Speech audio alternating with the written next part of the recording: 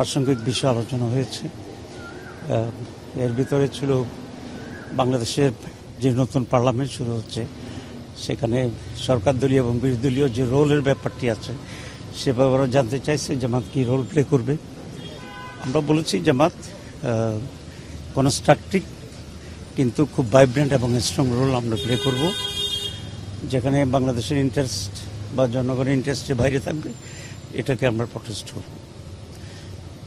আর positive জায়গাতে আমরা অবশ্য কপারেট করবো আর কি।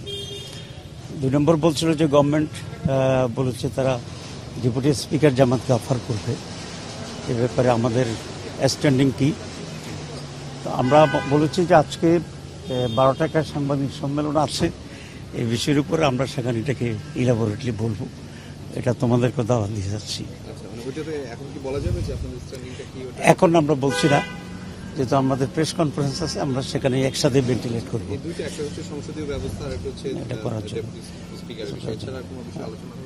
হচ্ছে কিছুদিন আগে সরকারের সাথে যে একটা চুক্তি হয়েছে এখানে করার জন্য, সেভাবে বলেছে। আমরা বলছি আমরা ডিটেলস এটাকে স্টাডি করব, করে যদি যেগুলো পজিটিভ আছে সেটার সাথে আমরা একমত হবো, আর যদি কিছু নেগেটিভ থাকে তাহলে সেটা ব্যাপারে আমরা অবশ্যই অপোজ করবো পার্লামেন্টে।